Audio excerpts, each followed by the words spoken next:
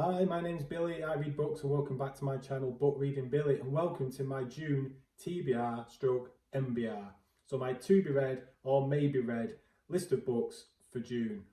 Now, I'm a mood reader, so I've got 6 books on this list, and I've been feeling the urge, feeling the need recently to look to get through some of the back catalogue of books that I've got in physical format, because I don't have a lot of room on my shelves, but also, more importantly, on Kindle, because I've got hundreds of books on Kindle. So this month, I've picked 5 books that are short, that I'm hoping I can blast through quite a few of these. And then I've got 1 book, which is a bit bigger. So, first up is The Blackhawks by David Ragg. And this is the first book of the Articles of Faith duology. So this, I believe, is a reasonably short book, but I think it falls within the grimdark category of fantasy, but, and more importantly, there's a lot of humour in it. There's a lot of banter, there's swearing and insults, and I like a good bit of banter with the good F-bomb dropped in there as well. It makes me laugh. So one of the things I'm looking for is more authors who can make me laugh as well, because I was thinking about doing a video about authors who I find funny and authors that I don't, maybe. But then I realised there's far too many authors I don't find funny than those who I do. So, David Ragg, I hope you're a funny guy. That's what I'm hoping for, so please don't disappoint me. So the exact opposite to a funny, grimdark fantasy book is going to be John Wyndham, classic science fiction. And this one is, and I apologise, I never know how to say this word.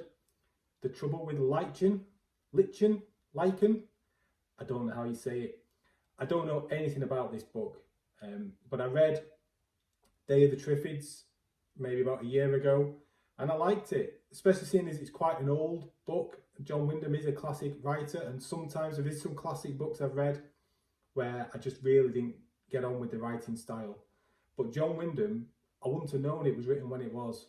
So that's why I'm willing to read more books of his. I've got 2 all in all.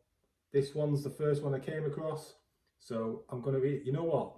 Sorry about this, but it's 6:20 in the evening in northern England in late May, and a rare thing has happened and the sun has come out.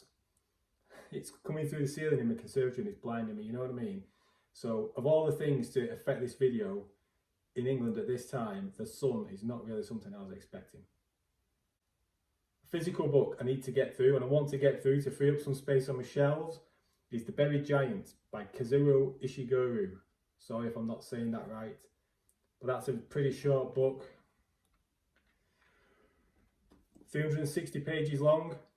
Now, this one wasn't on my radar, but the other day, me and my wife were out for a walk, and you know when you're out and you see people reading, whether it's when you're out for a walk or whether it's on the tram, the bus, the train, whatever it is, you see someone reading a book and you have a quick glance, and it's never something that you read. Certainly nothing ever I read. It's usually, I don't know, a thriller, maybe some historical fiction, a romance, something along those lines. I think I may have once seen someone reading Game of Thrones back when the TV series was popular.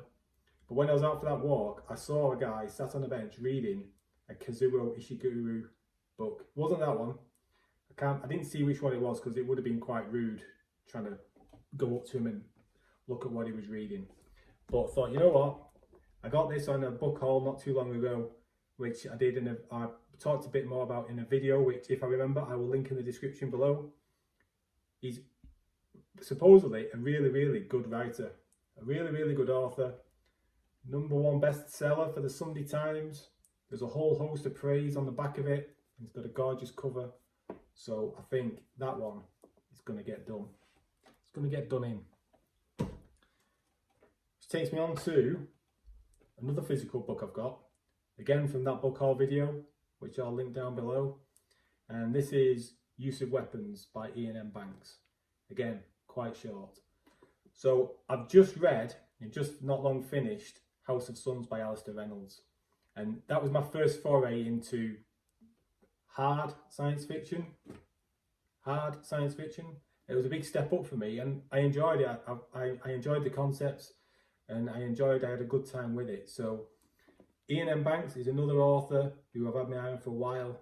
This is a book in the Culture series.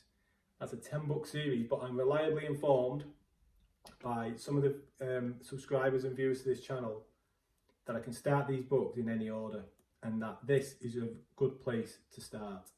I think this might be book 3 or book 4, but it's not a sequential story. So I'm going to go with this one first, dip my toe into some Ian M. Banks. Another book on my Kindle I've had for ages, and I feel really bad for not having read it, because when I've read books by this author before, I really enjoyed it. And this is Never Die by Rob J. Hayes. Again, this is a short book, and I've heard nothing but praise for this on BookTube. Lots of people read it, they like it, you can zip through it. I've had it for a long time. I'd read his, I think it was Best Laid Plans series, which was pirate based. I can't remember that much about it. That was a duology, and I had a good time with it. And you know, I was talking about authors that make me laugh.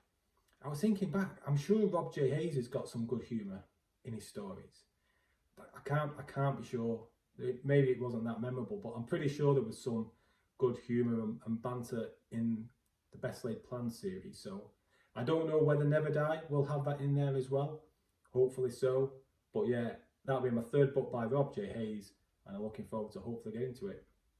And last but not by no means least is a book that, it's not a short book this, it's a bit bigger, but I've had it for a while. It's been taking up some room on my shelves. In fact, it's normally there. And that is King's Dragon by Kate Elliott. And this is book 1 of the Crown of Stars series. And I understand this is a 7-book series. It's not mega long, as you can see, but it's about 580 pages, but the text isn't massive.